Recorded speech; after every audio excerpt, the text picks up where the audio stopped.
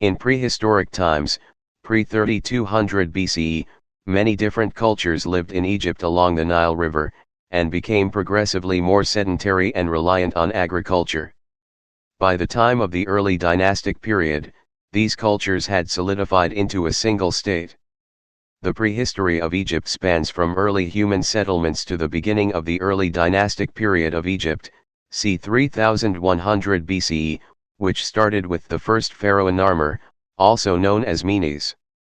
It is equivalent to the Neolithic period, and is divided into cultural periods, named after locations where Egyptian settlements were found. The Late Paleolithic. This period began around 30,000 BCE. Ancient, mobile buildings, capable of being disassembled and reassembled were found along the southern border near Wadi Hafa. A Tyrian tool-making industry reached Egypt around 40,000 BCE, and Kermusan industry began between 40,000 and 30,000 BCE. The Mesolithic. Hafen culture arose along the Nile Valley of Egypt and in Nubia between 18,000 and 15,000 BCE. They appeared to be settled people, descended from the Kermusan people, and spawned the Ibero-Maurician industry. Material remains from these people include stone tools, flakes, and rock paintings. The cotton culture practiced wild grain harvesting along the Nile, and developed sickles and grinding stones to collect and process these plants. These people were likely residents of Libya who were pushed into the Nile Valley due to desiccation in the Sahara. The Sibyllian culture, also known as Esna, gathered wheat and barley.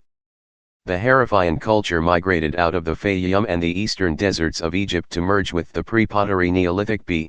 This created the Circum-Arabian nomadic pastoral complex, who invented nomadic pastoralism, and may have spread Proto-Semitic language throughout Mesopotamia. The Neolithic. Expansion of the Sahara Desert forced more people to settle around the Nile in a sedentary, agriculture-based lifestyle. Around 6000 BCE, Neolithic settlements began to appear in great number in this area, likely as migrants from the Fertile Crescent returned to the area. Weaving occurred for the first time in this period, and people buried their dead close to or within their settlements. The Maramd culture, 5000 to 4200 BCE, was located in Lower Egypt. People lived in small huts, created simple pottery, and had stone tools.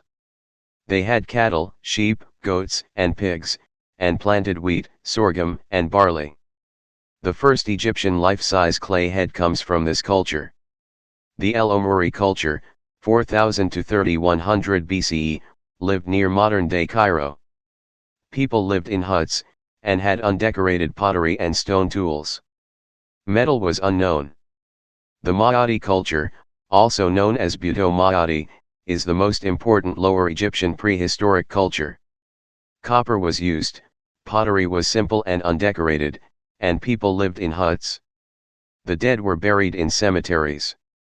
The Tasian culture, 4500 to 3100 BCE, produced a kind of red, brown, and black pottery, called blacktopware.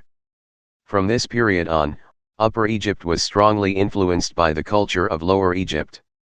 The Botarian culture, 4400 to 4000 BCE, was similar to the Tasian, except they improved blacktopware and used copper in addition to stone.